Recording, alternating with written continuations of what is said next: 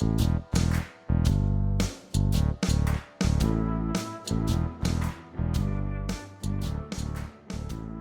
right.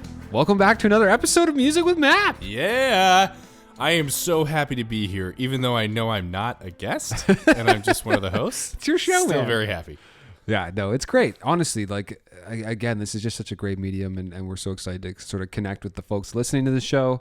As always, if you have anything to contribute, please reach out to us. We're more than happy to kind of share some of that on the show and talk about some of those things, and also send a voice clip. Yeah, and also, you know what? It's just nice to be doing this. Like, over these last couple of years, obviously things were just wild with the pandemic, and you know, everyone kind of just has to reinvent their life as they know it in varying degrees and varying capacities. So we talked about podcasting a bunch, but just it never really sort of came to fruition. Obviously, even just with us not wanting to do a virtual thing, like really wanting to kind of wait until we could be in the same room again comfortably and safely. So it just feels great to be back in the saddle. And again, thank you all very much for listening and for paying attention, keeping up with us. We really appreciate it. And, you know, more of this to come. But in the meantime, Wes, how are you, man? How's everything with you? I'm good, dude. I mean, we have this motto with MAP, and I'm sure you've heard it either on the podcast or from us in person, one day at a time. One day at a time. And also, I think people are just kind of saying that in That's general, a universal motto, right? Like, yeah. And some days it's felt more like, you know, 1 hour at a time, 1 minute at a time. A couple seconds. Every couple seconds. But you know what? Hopefully the worst is past us as it pertains to this pandemic. So, you know, we'll keep on keeping on, and yeah, and we get this incredible opportunity and luxury and privilege to be able to hang and chit-chat about music. That's right. And chit-chat with some folks about music who are very knowledgeable on the subject as well. So definitely stay tuned for some interviews. But today you're stuck with just John and I. Yep. Sorry, not sorry. Yeah. So what are we talking about today? I mean, I guess we thought that, like, from our previous episode, we were talking a bunch about some different music that we kind of couldn't really listen to anymore. You know, that's a relative statement, but still. Yeah, but I think, you know, sort of transitioning into what we're into, like what kind of sounds, what kind of styles, you know, as we alluded to in the previous episode.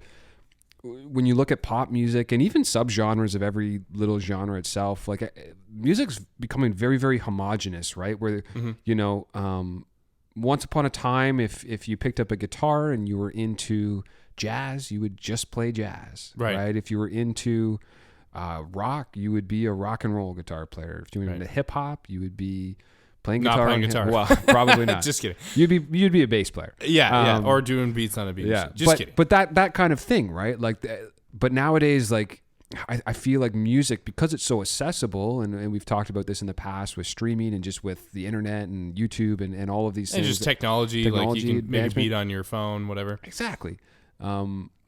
It's just interesting to see how all of these little subgenres kind of incorporate different elements of each other, right? And so that correlates into to current modern day music. Like, what are you vibing with? What are you into? Yeah, exactly. What are you into right now? I think is naturally just is a great way to kind of check in and you know, be curious to hear what you're listening to. But as you were saying that, something that also came to mind, and I think that this maybe taps in a little bit to me as a musician, but it's also, you know, I'd be curious to know what music do you feel gravitated to or inclined to listen to because you want to learn more? Like, is there not as much what music are you listening to right now, but what music do you intend to listen to because you haven't really listened to it very much before? Like, I don't know if that kind of falls on your radar too, but I'd be curious to know if there were anything like that. So Wes, what music are you listening to currently? And also, is there any music that you feel gravitated to that, you know, you'd like to explore more because you haven't done so up to this point? I think, yeah, those are two very different questions. You have 30 seconds to answer. Yeah, just kidding. Yeah, on the clock. No, what music am I into? I mean, there's everything, right? That's a very loaded question. There's so many phenomenal new artists that keep releasing new music and that are kind of doing fun, cool and wild things within the context of every genre, right? Mm-hmm. How about this? What is music that is new for you that you listened to yesterday or within the last couple of days? Just to kind of, like refine that a little bit. Well, I'm gonna answer your second question with the kind of the same sort of thing. Like, I find myself playing, when I play music, like, what's a genre that I haven't played a lot of that I'm just really like vibing with these days, and that's R&B. Okay. Those sort of, and let's define R&B for a second. So like when you say R&B, I feel like that's kind of a wide-ranging descriptor in terms of the genre. Like, is there an artist or is there like a few groups that come to mind? Sorry to cut you off. No. Just curious. Yeah, I mean, but I think R&B to me is more rhythm based and blues, right? Almost like rhythm and blues. Rhythm and blues, sort of. No, but you're right. Like it's just sort of that rhythmic, bluesy yet very melodic. Mm-hmm. It's like a more melodic hip hop in a way, or something like that. Yeah, has a groove, kind of like hip hop. But it has like maybe a bit more of a focus on it. It's so interesting because I asked you the question of like, almost how would you define R&B? But I know just what you mean. Like R&B is reminiscent of a few different genres, but still sits on its own pedestal, very much so. And something just has an R&B kind of characteristic to it. Exactly. Right. Like, so this is music that you're kind of more inclined to lately to just explore and play a little bit more yourself. As opposed to like R&B's always been a big part of the listening repertoire, and I've definitely done some music creations and different things around R&B before, but I find myself when I pick up an instrument, like pick up the guitar or start playing piano, or get behind a drum kit. Oh, drum kit, yeah. That's kind of like what I will go to first. Because whenever you pick up an instrument, like you just have like a thing that you just start doing before you even think about what you want to do. Like whether it's a practice or whether you're jamming with people or whatever, your fingers just start doing something, or your hands just start.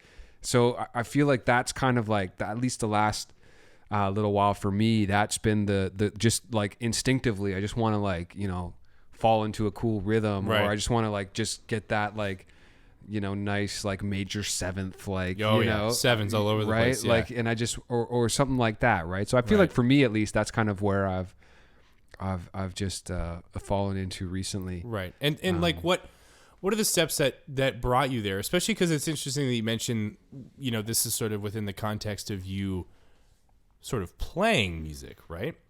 So is there a certain aspect of like R&B music when you're playing that you care to emulate, or is there a particular kind of characteristic that you want to bring forward? Like, well, I think it's important to also state here that like I'm not making music to sell online or to put through the industry or anything like that. I'm making music just because I enjoy the process, right? So, like R&B is just something I've again been getting into more from the playing side for the last little while, and that's been a nice outlet for me, right? Like for a long time for me that was hip hop, right? I'm not throwing down rhymes on any track, but I love creating beats, and I love creating and sort of that production value that goes into that. And again, I'm not selling any of this stuff online. I'm not making a monetary gain from it. I just like I like listening to that music. I like making it as well. Right. And that's more of a personal thing, I think, than anything. For sure. So with the R&B side of stuff too, I think it's kind of that same line as well, right? Like when I pick up a guitar, it's just like, what chord do you go to first? What do you start kind of fiddling around with? When you, It's kind of like a nice, especially when you're at home and you throw on like a nice comfy sweater or like a nice comfy pair of pants, when you're kind of like, ooh, this feels right. This feels, I feel like I'm at home. It sounds like that is kind of R&B music for you currently, like as it stands right now. Right. Because all growing up, like my favorite all-time genre probably is like roots rock. Like The Band is my favorite all-time group probably, right? Just sort of that folk blues rock pop. I don't know. It's Yeah. part. It's like every genre is kind of part of it. Mm-hmm. And it does have this sort of earthy characteristic to it.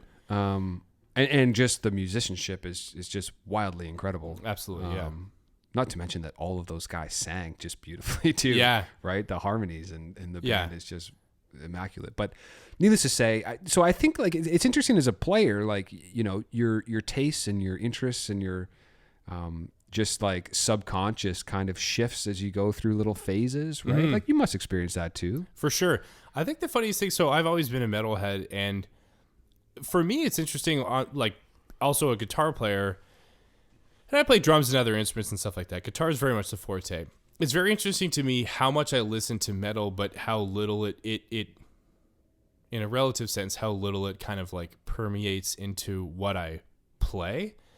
And so that's like an interesting thing too. It's kind of, you just alluded to it a moment ago. You're sort of like more as a music listener, the comfy sweater that you throw on is kind of that roots rock, but yet for you as a player, you kind of fall more into this R&B kind of a pocket. So that's like a very interesting thing too.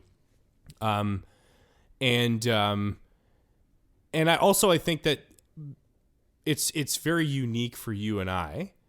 I mean, there's a lot of people who are like us, but we're musicians, but then also, you know, we kind of do music stuff for a living, and we're also just fans of music. So it's an interesting, there's a lot of interesting kind of depth and texture and detail to the role of music in our lives. So it is cool to think about playing music as well. So for me, I think like there's the craft of playing an instrument and always kind of wanting to seek out things that further your abilities, right? Like you don't want to, like the last time we recorded a podcast episode, we talked about how, you know, I don't want to keep playing a Led Zeppelin guitar riff because I'm like, I already did that when I was a kid, you know, like I want to learn stuff that is challenging. And I think actually to that end, for me, the thing that I've really come to sort of focus on, and it's not partial to a genre, is chord progressions. And whether it's a pop song where the music really, really is supporting the lead vocal line, or even like classical music. I've been listening to a lot of classical music lately. I just love how the music can take these twists and turns and kind of like dips and dives and stuff like that, where it doesn't really feel like it strays too far from, you know, the earlier part of the song, but musically it's just doing something else. So I would say for myself, and this is kind of twofold, where as a music listener, but then also as a musician, I've really, really made a point of, you know, highlighting, noticing, and revisiting songs where there's just cool chord progressions. So, you know, that for me right now. So again, it's not necessarily partial to a genre, but that's kind of for me right now the thing that I'm exploring, and I've found myself shazamming a lot of classical music because I've obviously classical music.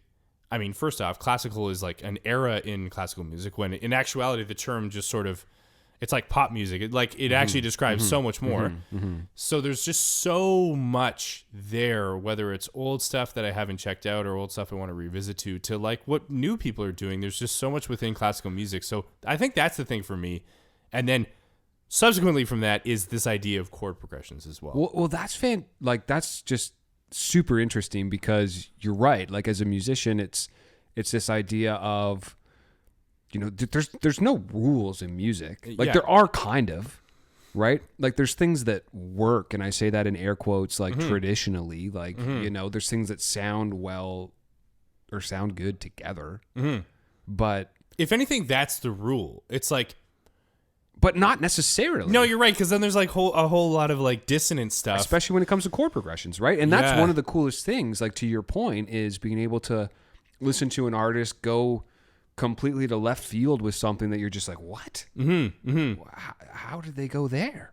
And I think also, you know, highlighting the fact that we're both, you know, we create music, we play instruments, and then we're also music listeners. I think for someone, sometimes when we encounter folks who aren't as musically inclined in terms of instrumentation or creating music, they usually say, oh, I don't hear the same things as you guys. Like, oh, you know, you two are just hearing things. But what's so interesting, and a chord progression is a perfect example of this, where you feel a chord progression. Like when it kind of goes somewhere where there's the beginning of the song, it kind of establishes this basis, and then it goes somewhere else entirely, yet still kind of staying in that pocket.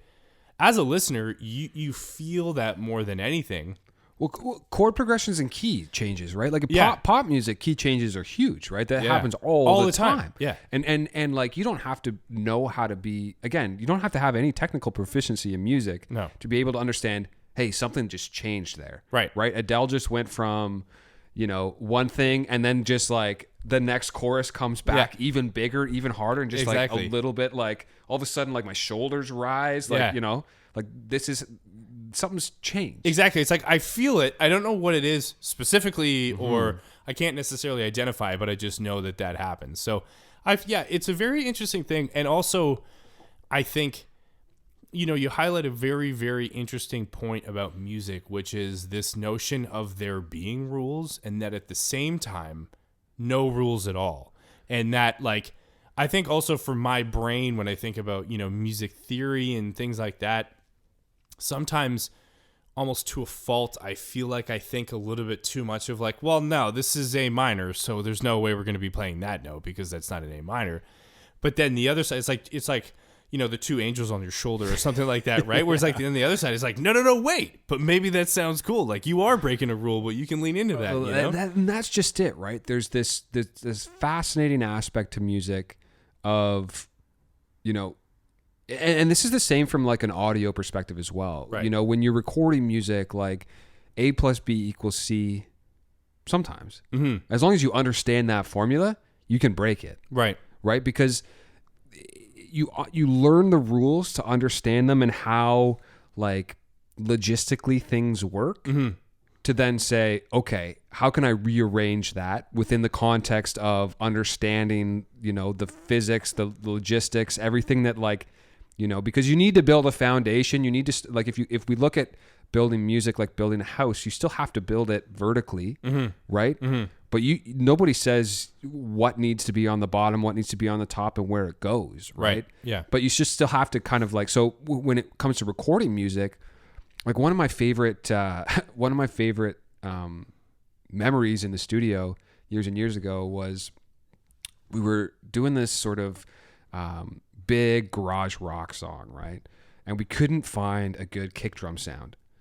So we were in the studio for hours and hours trying to figure out like how we could find this solid kick drum sound that we were really like kind of had this very guttural, like in your face sort of response.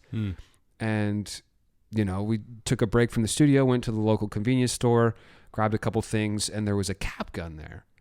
And we're just like, let's just grab a cap gun. Let's just, who knows when this might come in handy. Brought it back to the studio, recorded that thing, ran that through an amp, and then sampled that, replaced all of the kick drum hits in the song with that sound, and it was perfect. Wow. And but again, like, I mean, that just goes to show there's no rules, but there is kind of still some, because that was still our kick drum, right? That was still like the big rhythm part of our song. Right. But within the context of the actual recording itself, it had nothing to do with the actual drum set. Right. Right. And maybe that's the rule, like the golden rule as it pertains to music is kind of just, well, actually, a lot of musicians say this is sort of this idea of, does it serve the song? Yeah. Right. Where that's kind of, that is not partial to ego or setting or whatever else. It's kind of like, really at the end of the day, this song kind of exists as its own thing. Does it serve this song? And I think that is actually a very cool thing where, even if it, like, does it sound good? So you might be listening to some music like a metal group or whatever, not necessarily metal, could be jazz, anything where it's like maybe the sounds are consistently dissonant, where there's, and it's atonal sounds, asymmetrical kind of rhythms and things like that. But at the same time, if it all kind of stays within that category, then you're like, nah, I get it. That sounds like that's what you're trying to do. Like, and it makes sense to me. And it's just interesting how, in a way, you may not know necessarily what is good or what is going to sound good, but somehow we do kind of know what doesn't sound great also, right? In a way.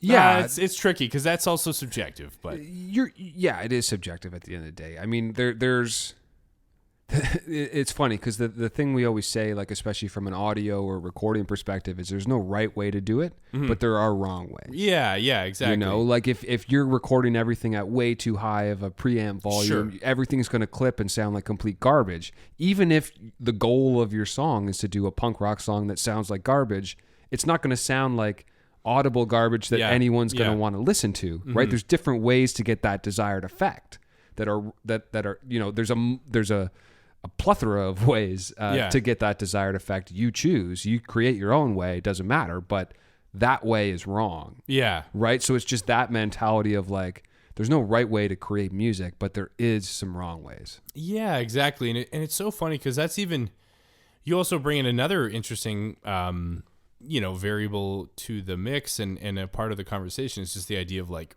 capturing something in a recording, which is also very interesting and another cool way to look at it. But yeah, it's just really interesting when you think even just bare bones creatively, it's, you know, what sounds good, what doesn't sound good. It's strange how obviously it's so subjective. And at the same time, I would hope to think that there is this underlying, again, golden rule of kind of, I may not necessarily know what is right, but I know what's wrong. Kind of like I know when it doesn't land. I know when it, and it's just knowing the rules so you can break them. Right. And that transcends music. That's true. Yeah. That's in most professions or most anything. But within the context of music and music creation and recording and playing and all of those things, it's just knowing and understanding the rules so that you can break them in ways that are new and creative and fun and exciting. Right. And when it comes to, you know, what kind of music you're into now, to bring it back to the original point of conversation, that's just it, right? Like, and how are people breaking that? And how are people flipping that on its head and doing new, interesting, fun things within the context of music? And there's so many, you know, fantastic artists nowadays that are just doing some new creative things, because the reality is every note's been played, every chord progression for the most part's been played, every, you know, word has been said, but it's just how you rearrange those things in your own way and give it their own unique flavor. That's just kind of cool, right? Because there's still a lot of brand new music that's pretty cool. Yeah. Right? After all of this time, you know? So that's, you know, what music are you into? We would love to hear from you listening. Please reach out. Please throw it at us. But in the meantime, that's, I guess, how we see new music, right? Yeah, exactly. Oh, and there's just, I mean, at the end of the day, it's just really being open to, I mean, really a lot, like, to new ideas, open to learning, right? Yeah. And that for us is very, very relevant within the context of music. And I think that's something that... And life, man. There's no right way to do anything. It's true. Know? It's true. There's some wrong ways to do things, but there's no right way to do anything, right? Yeah. You choose your own way and you find your path there. It's true. There might be a general consensus, but at the end of the day, you're coming home and you're defining it for yourself, you know. And that is cool how, you know, music does emulate life in that way, because that also holds true for an artist. But so to bring it back, it's funny, we're like, this is a life lesson, but in the meantime, I've been into R&B and then I've been into classical music. Chord progressions and grooves. And grooves, the pocket, the comfy sweater that you come home to. Anyway, well, that feels like a fitting way to put a cap on this one. Yeah. But thanks so much, everyone, for listening, and we do appreciate any and all feedback. And Wes, thanks for letting me in a little bit on what's grooving with you these days, right? Likewise, man. Yeah. Likewise. I always appreciate hearing about when I don't hear about the subgenres of metal that transpire and continue to pop up, it's the subgenres of classical music. Wait, these folks did it at this time. Yeah. What about now? Yeah. Anyway, okay. Thanks again, everyone. Until next time.